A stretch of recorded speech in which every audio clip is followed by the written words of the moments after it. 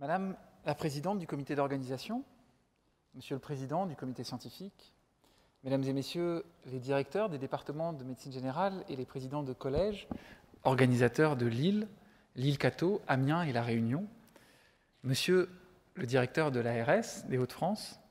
Monsieur le doyen de l'UFR des sciences de la santé et du sport de l'Université de Lille et représentant de la Conférence des doyens, Monsieur le président de la sous-section 5303 de médecine générale au sein du Conseil national des universités, Monsieur le président du Collège de la médecine générale,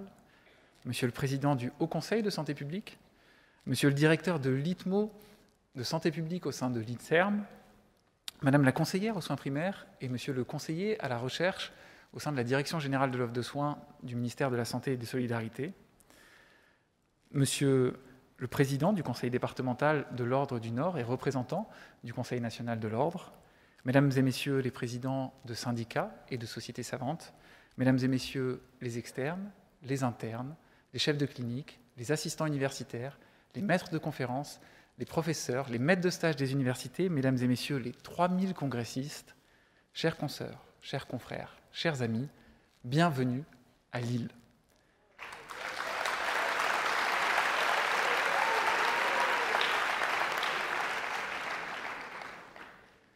Sept ans après, un congrès qui restera à jamais inscrit dans l'histoire de la médecine générale suite à l'annonce de la création de la sous-section 5303 par le conseiller Jean-Luc Dubois-Randé, le CNGE tient à nouveau son congrès dans les Hauts-de-France pour évoquer ensemble ce qui nous unit, l'enseignement, la recherche et bien évidemment le soin. Pour ce qui concerne l'enseignement, alors que le congrès du CNGE fait le plus souvent la part belle au 3e cycle et au DES de médecine générale, je voudrais vous dire un mot du 2e cycle et du concours de l'IECN. Il ne s'agit pas, en évoquant cet examen classant, héritier du concours de l'internat, de rendre une forme d'hommage, pour le moins baroque, au bicentenaire de la mort de Napoléon, qui en fut le grand instigateur.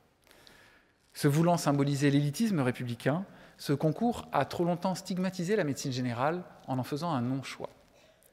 Si je souhaite revenir sur le concours de l'ECN, ce n'est pas pour en souligner les limites connues de toutes et de tous, mais bien pour mesurer le chemin parcouru ces dernières années et identifier les perspectives qui s'offrent à nous dans les années à venir. Car si en 2004, lors de la création du DES de médecine générale, 609 postes, soit à l'époque près d'un tiers des postes d'internes en médecine générale étaient restés vacants, avec les conséquences dramatiques que nous connaissons aujourd'hui sur l'offre de soins, en 2021, les 3280 postes d'internes en médecine générale ont tous été pourvus, avec un rang médian de choix pour notre discipline qui ne cesse de progresser.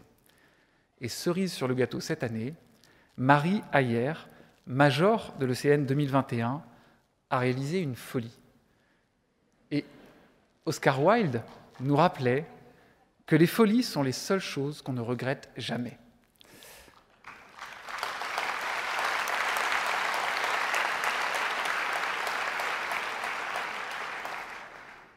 Elle a assumé un choix inédit, un choix symbolique et historique, un choix du cœur, le choix de la médecine générale.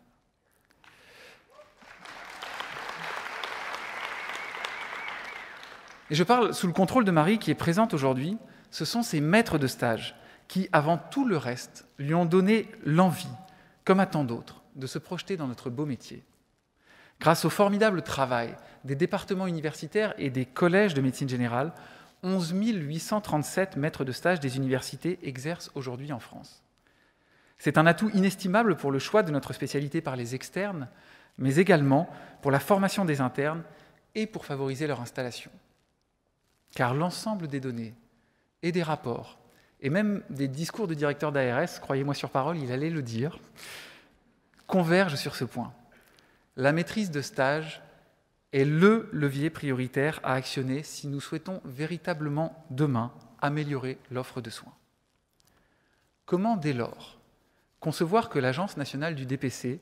puisse envisager de restreindre drastiquement les crédits et le temps alloués à la formation des futurs maîtres de stage ?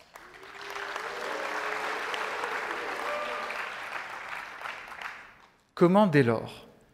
constater que certains parlementaires aient pu encore et toujours brandir les mêmes vieilles recettes, Qu'elle se nomme article 1063, conventionnement sélectif ou remplacement forcé dans un désert, ces mesures coercitives, nous le savons, en plus d'être injustes, sont inefficaces. Comment, dès lors, interpréter l'absence de ministre ou du président de la République alors que 3000 maîtres de stage et internes de médecine générale sont réunis aujourd'hui et que la question de l'accès aux soins est en 2021 la principale préoccupation des Français ?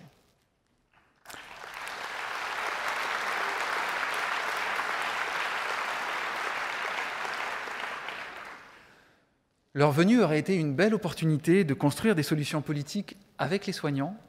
avec les enseignants, avec les étudiants. Leur absence témoigne d'une incompréhension entre nous,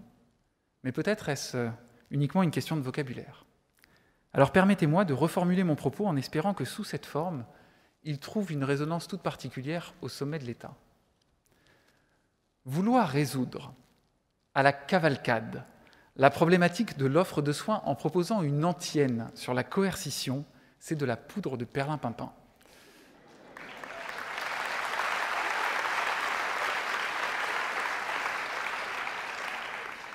Les solutions ne priorisant pas la maîtrise de stage ne sont que galimatia et reviennent à débiter des coquilles-grues. Le CNGE s'opposera toujours aux mesures coercitives et continuera d'œuvrer en faveur de la démographie médicale en poursuivant son travail quotidien autour de la maîtrise de stage, en augmentant la quantité des lieux de stage, mais également en étant particulièrement attentif à leur qualité. Et c'est dans ce cadre que nous co-signerons autour du Congrès, avec la présidente de l'ISNAR-IMG, la charte sur la maîtrise de stage ambulatoire. Cette signature sera l'un des temps forts du Congrès qui en comportera bien d'autres, sur le soin, avec notamment la plénière du Conseil scientifique, sur l'utilisation des nouveaux antidiabétiques oraux, et la grande plénière, qui sera quant à elle dédiée à la santé environnementale. Sur la recherche, où en plus de nombreuses communications scientifiques qui se succéderont pendant 3 jours, je voudrais porter à votre connaissance 2 avancées importantes pour notre discipline. La première est l'élection de 2 médecins généralistes universitaires au sein du Conseil scientifique de la Commission santé publique de l'INSERM. L'INSERM était dépourvu de médecins généralistes dans ses instances scientifiques et par voie de conséquence, comportait encore moins de commissions soins primaires ou d'ITMO de soins primaires pour utiliser le bon acronyme. Le rattachement qui se concrétise de la médecine générale à l'ITMO de santé publique n'est pas sans rappeler celui que nous avions connu avec le CNU de médecine interne. Et à l'instar de ce que nous avions pu accomplir avec le CNU, nous posons aujourd'hui les fondations de ce qui permettra demain la création d'un ITMO de soins primaires. Qu'il me soit permis ici de féliciter les docteurs Julie Dupouille et Jean-Pascal Fournier pour leur brillante élection.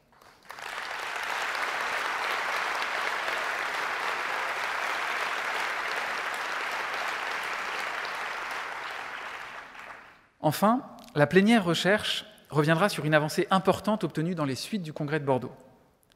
Alors que le CNGE portait depuis des années la demande d'une sanctuarisation d'un appel à projets dédié sur les soins primaires,